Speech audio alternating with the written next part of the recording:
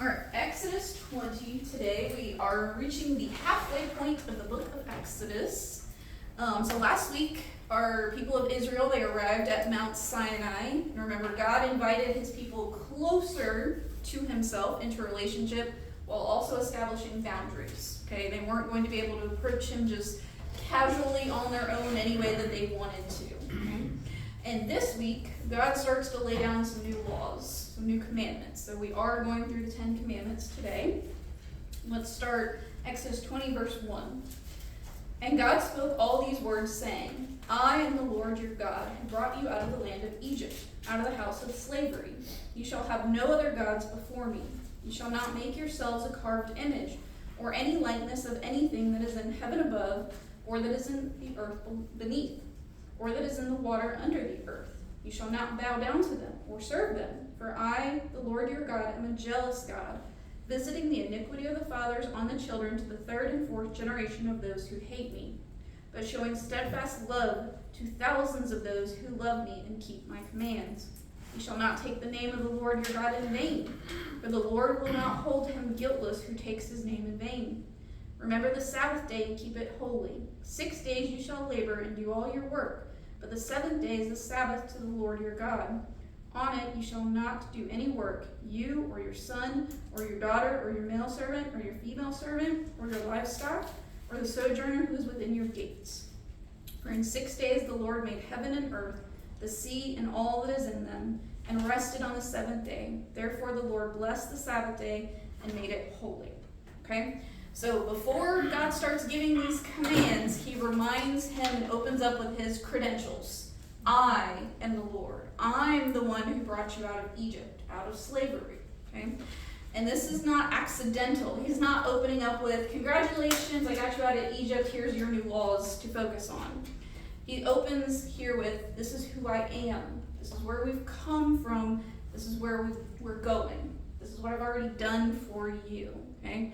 So this 10 Commandments isn't a list of requirements in order to earn freedom, salvation, or anything like that, or even God's favor. This is instructions for how these people are supposed to live in their rescued lives. Okay, we got to make sure that we get that sequence of events here correctly, which is why I like to teach in context and chronologically. They've already been rescued. That's not a condition to these commandments, okay? This is how we're supposed to live in our freedom, okay? So God had gotten Israel out of Egypt, and now it was time to get Egypt out of Israel. So these people, after hundreds of years of slavery, still have scars, disoriented thinking, broken patterns. They grew up in Egypt, under Egypt's laws, under Egypt's spirituality systems and things like that. So we're going to have to break down these systems and break down these patterns. That's what the 10 Commandments were for. It was a new foundation of a new society, something that had never existed before. And it's interesting to note that God decided to show up in 10 plagues, and then he turns around and gives 10 commandments. Now, they are not one-on-one, they're not completely symmetrical, but it is interesting that God breaks down Egypt's system in 10 plagues, and then he builds up Israel's system in 10 commandments. Like God, who likes to do that sometimes, plays with symmetry there. So these first four commandments that we read here are a relationship between the people of Israel and God. Okay, so it's a relationship this way in these first four. So the first commandment sounds pretty simple. No other gods. And it's not alongside of, not above, not instead of, nothing. Nothing else are you to worship besides Yahweh. It was God who had gotten them out of Egypt. Okay? He's not interested in being one among several. Remember where they come from. They come from Egypt, where they worshipped all kinds of different gods. And if you came across a new god, you just added it to the pile. God said, I'm not interested in that. I am it. Okay? The second commandment is no carved image to worship. Okay? So nothing that humans can make by their own hands. So like represent monks and things like that. All of those little things, yep. All the little carvings, all the little different things like that. This was what the surrounding nations did. If you had a new god, you then represented it in some sort of form. You created it out of gold, silver, or wood, whatever you could. You fashioned it with your own hands, and then you bowed down to it, and you offered sacrifices to it. Okay, God is not interested in any of that. He's saying, I am a God who will not be represented in all of those things. He's a living God, and we don't need to worship man-made objects, okay? And God attaches pretty strong language to this specific command. He promises to visit the iniquity of those to their children, their grandchildren, and their great-grandchildren. So we see that this sin has this generational reach for a couple of generations. And we actually see that pictured in Abraham. Because remember when we talked about Abraham, his family were idol worshipers. And we have some of the history of that. His father might have been an idol maker, someone who fashioned idols with his own hand. And so we see that judgment that he then had to almost sacrifice Isaac, that God was trying to cover up some of those sins. And his children had issues. We have Jacob and Esau, and we have all of these things that we see, just this sin that reproduces and reproduces. And yet, we have a promise that sometimes we forget. We want to hold on to that judgment, and then we forget that he promised steadfast love to thousands of generations for those who love him, for those who do not bow down to idols. And we see that again in Abraham, that all of these children of Abraham and the extended generations of Abraham have God's steadfast love. So we see here that the reach of love is longer than the reach of judgment. Yes, judgment is going to be for a couple of generations, and yet love is going to extend to these thousands of generations. So that is the picture that God is trying to paint there. Yes, sin has consequences. Sin has to be dealt with, but his steadfast love is going to reach far longer. So then the third commandment, don't take the name of Yahweh in vain. And the Hebrew here, instead of being very specific, is very broad, and that's probably very intentional. It at a minimum forbids using God's name as an expletive or swearing falsely, saying, on God's name I'm going to do such and such. But it stretches further than that. It covers how we carry his name. So if we claim to belong to God and yet our lives don't reveal that fact, is contradictory to everything he is and everything he tells us to do, we're taking his name in vain. We're claiming to be his representatives, and yet we are not representing him here on earth. So this command kind of covers both our words and our lives together. It's a very broad commandment here. And then the fourth is remember the Sabbath, which sounds so far the simplest that we could ever do, right? It's probably the simplest command, but it's probably the most ignored command. And God reminds us here that he rested after creation, not because he needed to rest, but because we needed an example. We needed to know that it was okay to rest. He lays out this system of 6 days of work and 1 day of rest. And this went beyond just Israel. It went beyond just the men. They included the children and the servants and the animals and the foreigners. This was a radical way of everyone resting. Because we could have just said, well, the heads of house can rest and everybody else has to pick up the slack. In the Bible, does it say somewhere though, like if your ox is in the ditch or something like that?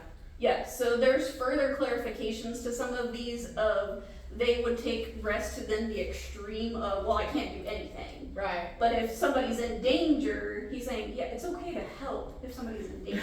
I'm not saying, hands off, you can't do anything, but the point was not to go to work. And then some people consider that, well, you're working. You would have to get a rope, and you would have to get people, and you would have to exert energy to work. Where do we draw the line of definition of work? Yeah. But if I'm somebody's still gonna go mow my yard after church.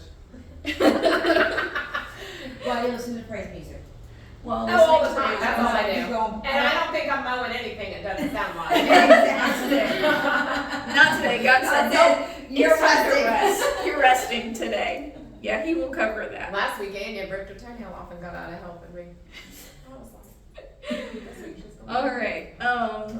So it's kind of interesting here too because Egypt and all the other nations, they didn't have this. They didn't have a day. They didn't have weekends. You didn't have vacation time, PTO, things like that.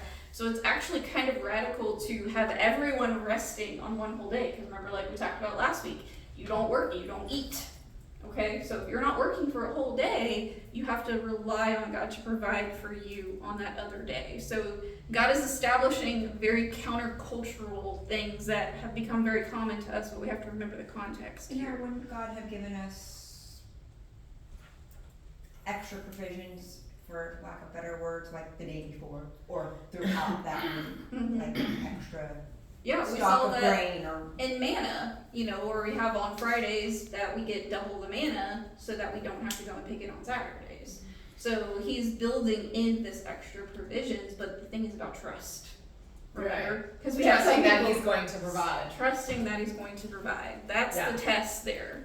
Okay? But I love that we don't have to earn the rest. He's telling us from the very beginning, take the day off. Trust me. You don't even have to earn it. You don't even have to work really hard those 6 days. Just take the day off. Okay? Alright, so those are the first 4 commandments. Now we're going to read about the last 6. Verse 12. Honor your father and your mother, that your days may be long in the land that the Lord your God is giving you. You shall not murder. You shall not commit adultery. You shall not steal. You shall not bear false witness against your neighbor. You shall not covet your neighbor's house. You shall not covet your neighbor's wife, or his male servant, or his female servant, or his ox, or his donkey, or anything that is your neighbor's. Okay, so these last 6 address relationship between people to people. Okay, so we've gone people to God and God to people, and now we're going people to people. So the 5th commandment is honor your father and your mother. Okay, so the word honor there carries this picture of weight. Okay, the position of the parent is supposed to carry weight in their child's life. But look at what it doesn't say. It doesn't say obey without question, trust without discernment, or love without boundaries. It doesn't say any of that. It says honor. So for some of us, honoring our parents is a genuinely joyful thing to do. For others of us, it's probably the most complicated and painful thing that we can do. So here's what I believe this command is really asking us. To respect the position that your parent holds in your life, while also holding space for their humanity. Okay? You don't have to agree with every decision they make. You don't have to excuse every one of their harms and sins against you. But you are called to honor them, to give them a place of weight in your life.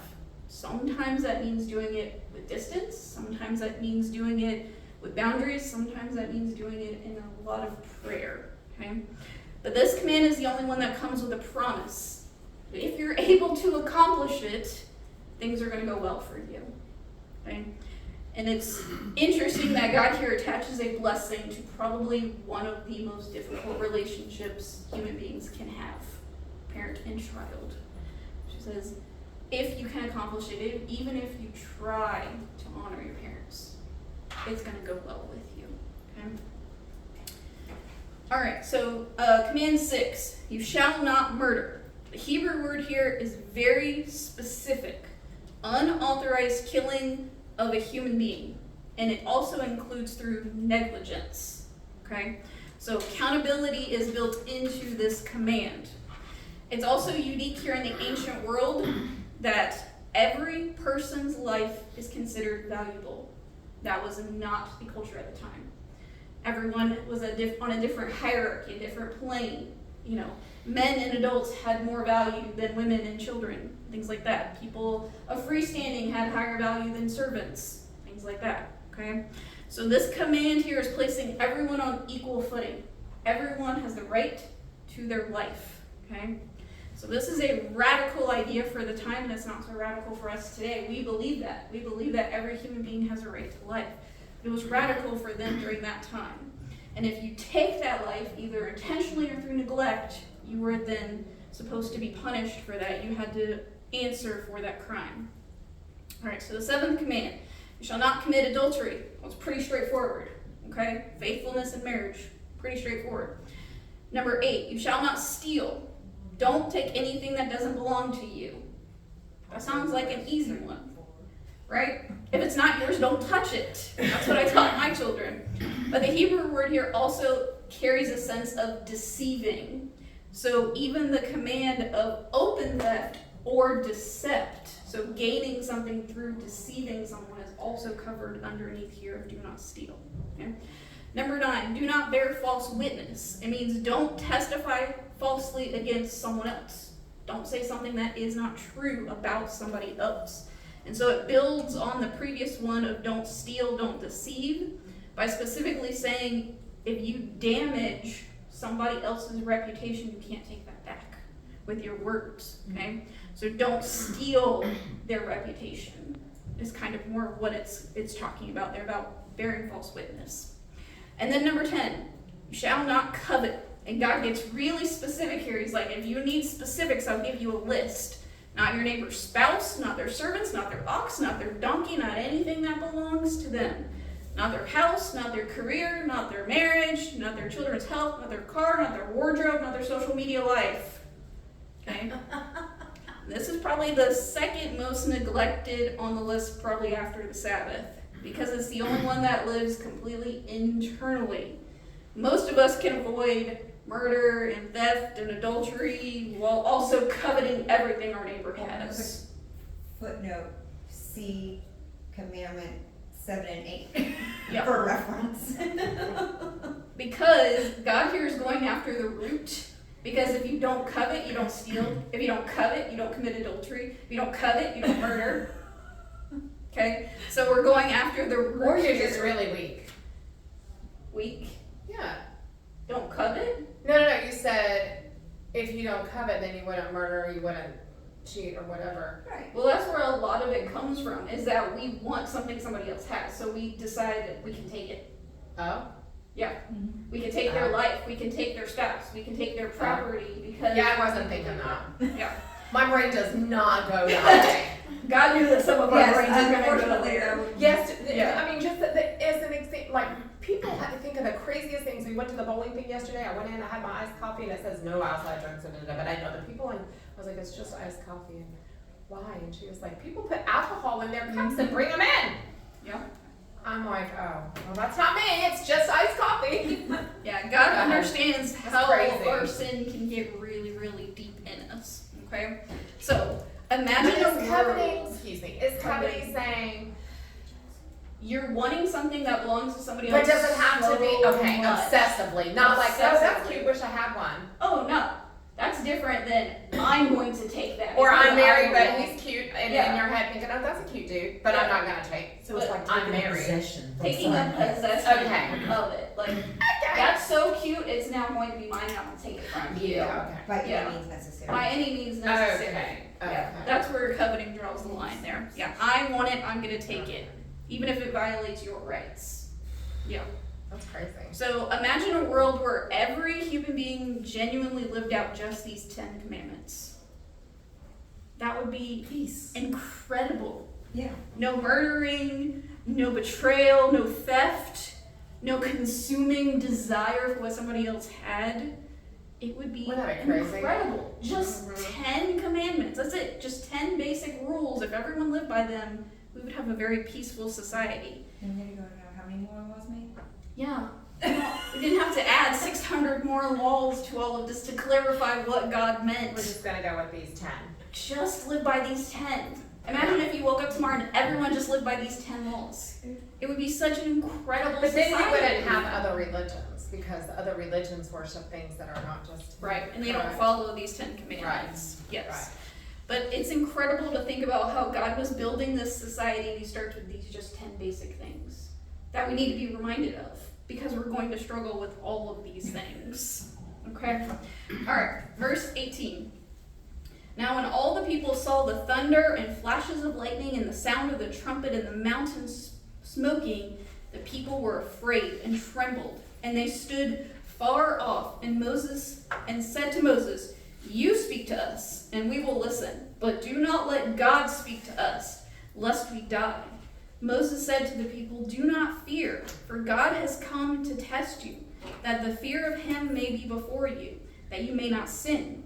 The people stood far off while Moses drew near to the thick Why did they darkness think God was where there to God kill was. us?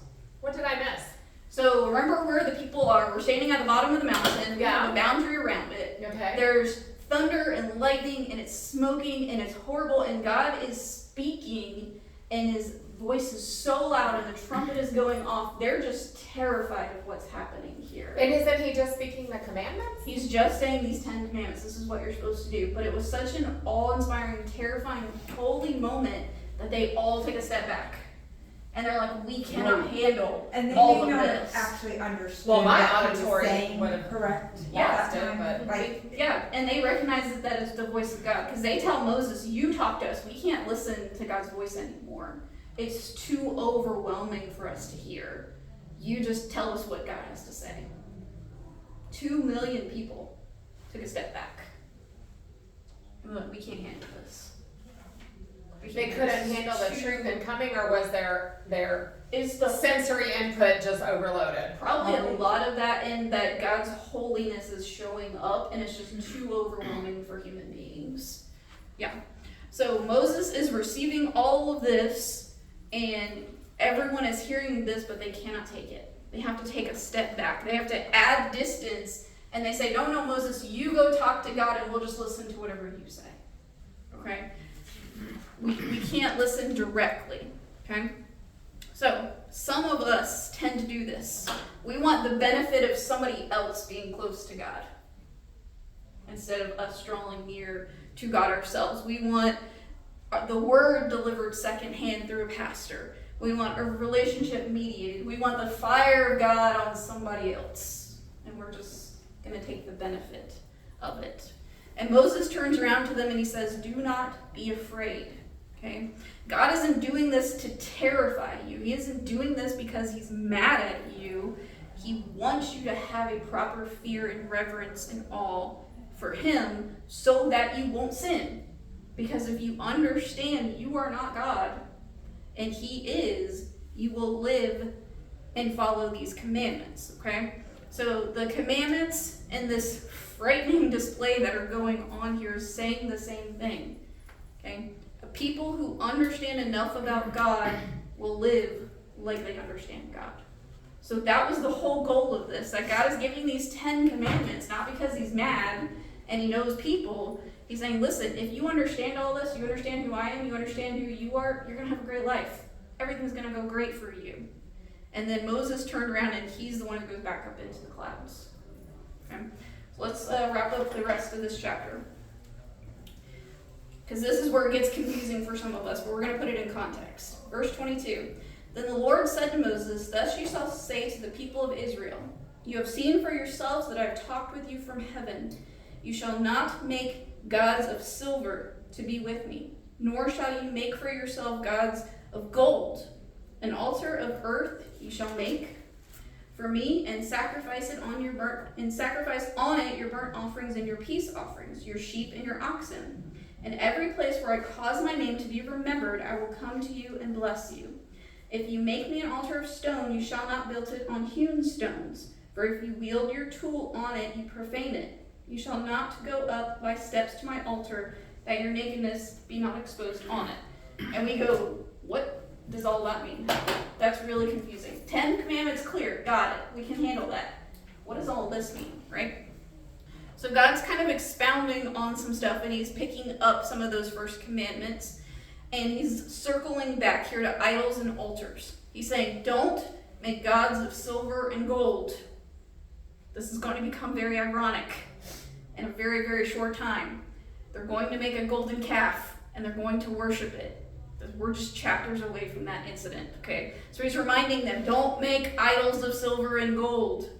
And he's also declaring that any altar that they built had to be built under certain conditions. So it had to be a natural stone, uncut. So they basically would just pile up stones and things that were already made in nature by God. Okay? So he doesn't want human beings changing what he has made, changing his creation. Okay? And then he says, don't put any steps. Right? Makes perfect sense, right? No, the but question is why? Yeah, Why why? no steps? Why no steps? Couple of Because things. when you start reading these things and I start trying to like picture as it like what happened, like it makes sense to them. But then I think of current and I think about the steps Pastor Chris goes Right. up to get up on this Yeah. at the podium, and I'm like, well, maybe they should not have that like that. Right, but we're not sacrificing we're not sacrificing on the stage and things like that. So a couple of things. So one, the steps, we're also gonna have 2 different levels. We're gonna have somebody above, somebody else. But this is also a very practical thing. See, the men during that time were very short, loose tunics. Okay. So if the men then walk up the stairs above That's why everyone he said you would else, see your nakedness. you can see your nakedness. Okay, so we don't want to be having an indecent moment with the man who's supposed to be leading us. Okay, so a very practical thing here. God is saying, don't put any steps on your altar. Okay? Keep your feet on the ground so we don't see all your Keep your nakedness. feet down on the ground. We don't want to have an immodest situation here, okay? So that's why we have to put things back in context and understand why God is saying it. He's not anti-steps, okay? He's anti-immodesty, okay? They didn't think through those things. It's the creation of undergarments. Creation of undergarments. That's why the priest's garments are actually long and they go down to their toes when we get to the priestly garments, okay? So God is not anti-stairs. Okay, I know people read that, they think God's anti-stairs. He's not anti-stairs, okay? All right, so the thread kind of running through this whole chapter is God is not giving commands to push people away. He's actually doing it to pull people closer to himself and to other people, right? Because if we're all following the same laws, we can be closer together with each other. If you're not worried about your neighbor coming to kill you and taking all your stuff, you might actually, have a relationship with your neighbor, okay? So he's making closeness possible within boundaries.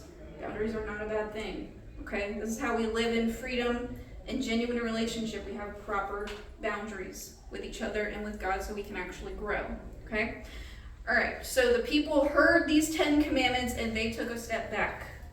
Moses heard these commandments and he went forward, okay? So this week, here's your challenge.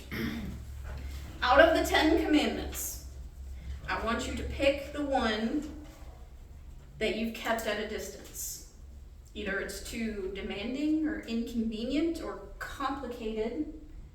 And I want you to really prayerfully consider what it would mean for you to follow it. Not argue, not negotiate with God, but what would God actually do with that commandment in your life? What would his freedom through that command look like in your life this week? I know what I struggle with, but I don't know if it